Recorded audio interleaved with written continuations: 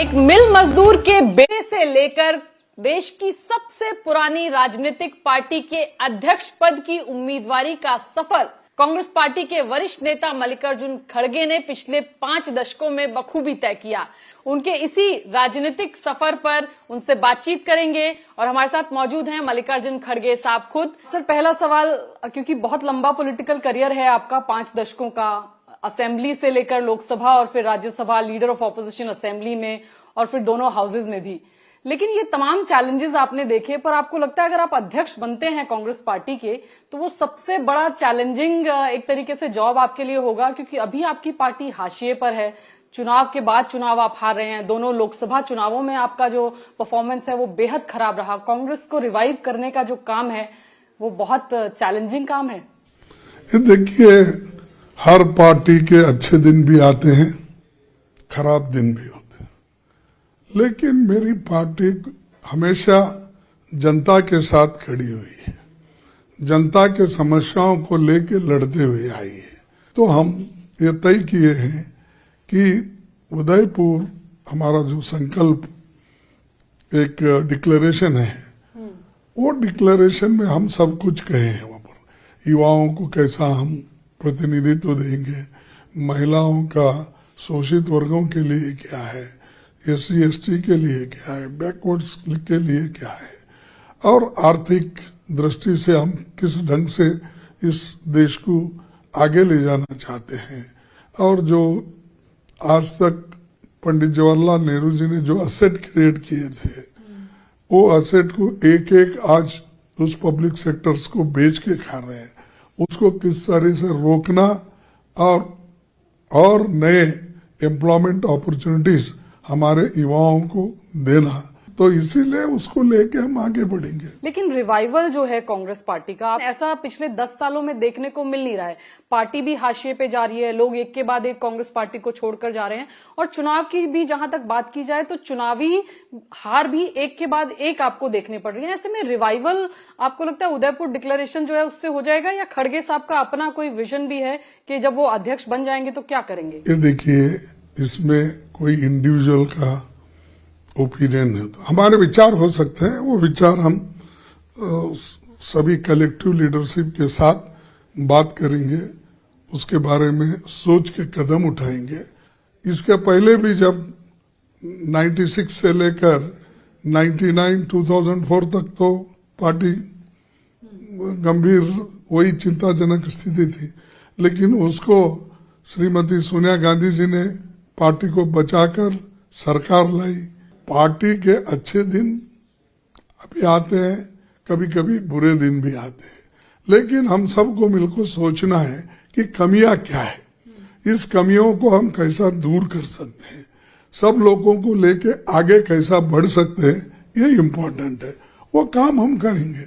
लेकिन खड़गे साहब, आपको लेके कहा जाता है कि 10 जनपद से आपकी करीबी, गांधी परिवार के प्रति आपकी वफादारी, ये कुछ क्राइटेरिया रहे कि आपके ऊपर आकर के ही जो है सब निगाहें टिकी कि आप कांग्रेस पार्टी के अध्यक्ष पद के दावेदार होने चाहिए। ये देखो, हमेशा लोग, ये खास करके कांग्रेस पार्टी को बदनाम करना और गांधी फैमिली को डिफेम करना, ये मकसद बीजेपी का है। ये परसेप्शन वो लोग चला रहे हैं, और इसको चंद लोग थोड़ा उसको घी भी डालते हैं इसमें। तो ये जो है, गांधी परिवार का सजेशन नहीं है कि खड़गे बने, ये तो डेलीगेट्स, सीनियर लीडर्स, ये सभी ने बनाया। लेकिन ये जरूर है कि गांधी परिवार के लोग हमेशा कांग्रेस से जुड़े हुए हैं, कांग्रेस के साथ है, कांग्रेस के लिए लड़े हैं, क्योंकि उनका मकसद पार्टी को मजबूत बनाना है। तो आप लोग एक तरफा क्यों कर रहे हैं? गांधी परिवार अलग कर रहे हैं, कांग्रेस को अलग कर रहे हैं। जब आपने नामांकन भरा तो 1/3 से ज्यादा CWC मेंबर्स आपके प्रपोजर बने। 9 लोग हैं जो CWC के सदस्य हैं और आपके प्रपोजर हैं। 9 फॉर्मर कैबिनेट मिनिस्टर्स हैं जो आपके प्रपोजर हैं। 3 फॉर्मर चीफ मिनिस्टर्स आपके प्रपोजर्स हैं, 1 सिटिंग चीफ मिनिस्टर आपके प्रपोजर हैं। 6 से ज्यादा, आधा दर्जन से ज्यादा राज्यसभा एमपीज आपके प्रपोजर हैं, लेकिन वो समर्थन शशि थरूर को नहीं मिलता दिख रहा है। तो इसलिए लोगों को लगता है कि कहीं ना कहीं आपको गांधी परिवार का समर्थन है और आप एक तरीके से उनके कैंडिडेट हैं। ये देखो, ये परसेप्शन बनाया जा रहा है। अरे यहाँ तो लोग खुद ही आके मेरे पास बोलने के बाद मैं क्या ये कह सकता हूँ, भाई तुम मत मेरे पास मत आइए, मेरे से मत जुड़िए, मेरे को प्रपोज मत कीजिए, क्या ये कहता हूँ? अगर आपको चाहते हैं तो आपके पास भी जा सकते थे। हमने किसी ने रोका? हमने किसको कहा? कुछ नहीं कहा। लेकिन ये प्रोपेगेंडा हो रहा है, एस्टैब्लिशमेंट का कैंडिडेट है, ये रबर स्टैंप है, ये रिमोट कंट्रोल का है, ये गांधी परिवार से उनका ये। देखो, गांधी परिवार सबको समान दृष्टि से देखते हैं। जैसा जैसा मौका मिलते आया वैसा वैसा सभी लोगों को लेके चले। तो बार बार उनको ही कहना, क्योंकि ये तो बीजेपी लोग ये बनाते रहते हैं स्टोरी। रिमोट कंट्रोल है, 10 जनपद से 10 राजाजी मार्ग चलेगा रिमोट कंट्रोल से, ये आरोप लगता है। ये तो लगता है। ये डॉक्टर मनमोहन सिंह की तरह आप जो हैं एक कठपुतली प्रेसिडेंट होंगे, इस तरह का आरोप आपके विरोधी लगाते हैं। देखो, मैं उसका खंडन करता हूँ। मनमोहन सिंह एक वर्ल्ड रिनाउंड इकोनॉमिस्ट है। ऐसे व्यक्ति को अगर आप कहते हैं तो निश्चित रूप से उसका अपमान है, मेरा अपमान है, और उनका भी आप अपमान कर रहे हैं, जिस घराने ने इस देश को सब कुछ दिया। और आप जो बोलने वाले हैं या जो दूसरे पार्टी के लोग हैं, उनसे क्या वास्ता? ये हमारा इंटरनल इलेक्शन है सर। क्योंकि गांधी परिवार बहुत लंबे समय से, कांग्रेस अध्यक्षा सोनिया गांधी जो भी हैं मौजूदा अध्यक्ष, वो बहुत लंबे समय से अध्यक्ष हैं, और गांधी परिवार का एक अहम रोल, जैसे आप लोग तमाम लोग कहते आए हैं कि कांग्रेस की राजनीति में रहता है। तो जब अगर आप अध्यक्ष बनते हैं तो गांधी परिवार का क्या रोल होगा? क्या मल्टी पावर सेंटर्स तो नहीं कांग्रेस पार्टी में खुल जाएंगे और फिर उससे और दिक्कतें होंगी? ये देखो, ये आपकी सोच है। मैं वही कहा कि हम मिलके काम करेंगे। हमारे पास अनेक संस्थाएं हैं, इलेक्शन कमेटी है, क्या एक होते हैं उसमें? और वर्किंग कमेटी होती है, क्या एक ही आदमी रहता है उसमें? उसके बाद पार्लियामेंट्री बोर्ड होती है, क्या एक ही आदमी उसमें होता है? आप किसी चीज का लो, संगठन में हर स्तर पर एक एक संस्थाएं हैं, इसमें कोई दिक्कत नहीं होगा। जब अगर आप अध्यक्ष बनते हैं तो उसमें भी आपको लगता है गांधी परिवार के तमाम सदस्य एक अहम भूमिका निभाएंगे? देख, कांग्रेस पार्टी से जुड़े हैं वो, फिर आप बार बार ऐसा लाइसेंस दे रहे हैं कि वो कांग्रेस पार्टी से दूर है या कांग्रेस पार्टी से वो उनको कुछ भी समझ। ऐसा एक परसेप्शन क्यों क्रिएट कर? Part and parcel of Congress party को तो मजबूत बनाने के लिए और देश में एकता रखने के लिए राहुल गांधी जी तो अब 3,500 किलोमीटर चल रहे हैं, और आप देखते हैं लाखों की भीड़ आ रही, हजारों लोग उनके साथ पैदल चल रहे हैं। ये तो सब देश को मजबूत बनाने में, देश को एक रखने के लिए और देश में एक विचारधारा को समर्थन लेने के लिए वो कर रहे हैं। अगर आप बन जाते हैं अध्यक्ष तो आपको लगता है एज कांग्रेस पार्टी का प्रेसिडेंट आप कहेंगे कि वही उपयुक्त कांग्रेस पार्टी का प्रधानमंत्री पद का उम्मीदवार होना चाहिए, क्योंकि इतनी मेहनत आप कह रहे हैं कि वो कर रहे हैं, और उससे भारत जोड़ो यात्रा को अगर आप ये देखिए, जो चीज जिस वक्त होना चाहिए उस वक्त ही होगा। ये सिर्फ संगठन का चुनाव है। संगठन में हम जो चुनाव में जीत के आने के बाद आगे पार्टी को कैसा बढ़ाना वो बात और है। और उसके बाद आप तो जनरल इलेक्शन की बात कर रहे हो, वो तो आगे की बात है। और उसको एक हमेशा जो हमारे पार्लियामेंट्री पार्टी के लोग होते हैं वो नेता चुनते हैं। तो इसीलिए अब ये कहना कि उनको बनाए इनको बनाए, ऐसा जो चीजें अब नहीं, ये आगे की चीजें हैं। अब की चीज यही है कि संगठन में एकता रख के ये पूरा प्रोसेस खत्म करके उसके बाद में आगे जो हमारे उदयपुर के डिक्लेरेशन में जो निर्णय हमने ली उसको कैसा लागू करना है वो काम आगे करेंगे। तो अभी राहुल गांधी, आपको नहीं लगता है, आप अभी कुछ कहना चाहेंगे उस पे कि वो सबसे फिट कैंडिडेट होंगे प्राइम मिनिस्टरशिप के लिए? वो सब देखो, जो चीज जब बोलना चाहिए, जब कहना चाहिए, जरूर उस वक्त हम कहेंगे। एक और सर, जो आलोचना, जब आप कैंडिडेट बन के उतरे, आपकी एज को लेकर आपके आलोचक आलोचना करते हैं। 80 साल मल्लिकार्जुन खड़गे साहब की उम्र है। मल्लिकार्जुन खड़गे साहब क्या एक बार जनता का भरोसा दोबारा कांग्रेस में जगा पाएंगे? देखो, मैं एज के बारे में नहीं बोल, एज को बदला तो नहीं सकता, मेरे जन्मदिन को नहीं बदला सकता, और लोग जो कहते हैं वो कहते हैं, लेकिन मुझे काम करना है, काम करते जाता हूँ। मैं जब लोकसभा का नेता बना था कांग्रेस पार्टी की ओर से, उस वक्त मेरा 75 साल था। ये सबको मालूम है ना। फिर क्या बार बार एज क्यों? अरे, जो आप काम करते हैं, आपकी इच्छा शक्ति क्या है?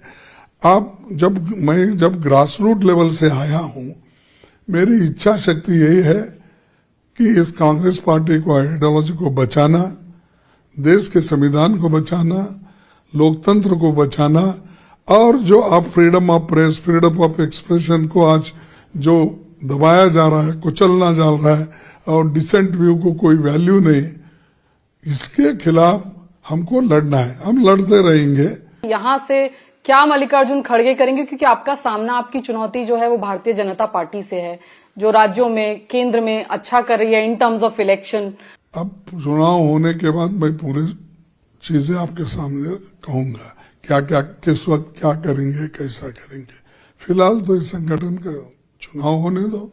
चुनाव के बाद हमारी पार्टी की बैठक होगी, उसमें निर्णय होगा, और ये संगठन तो है, उसमें कोई शक नहीं, लेकिन इसको प्रेरित करने के लिए या उसको उसमें जान भरने के लिए हम सभी लोग एक होकर काम करना पड़ता है। इसीलिए मैं बार बार कहता हूं, हमारे कमियां ज्यादा बोलने के बजाय हम जो काम कर रहे हैं उसको भी देखना चाहिए। क्या हमारे लोग इन्फ्लेशन के बारे में, इसके बारे में लड़के सड़क पे नहीं आए, पुलिस स्टेशन में नहीं जाके बैठे? जैसा प्रियंका गांधी जी ने महिलाओं के लिए लड़ा, उत्तर प्रदेश में जो महिलाओं के विरुद्ध अट्रॉसिटीज होते थे, SC/ST के खिलाफ उन्होंने नहीं लड़ा, वहां पुलिस स्टेशन में गए, जेल में 3 दिन रहे।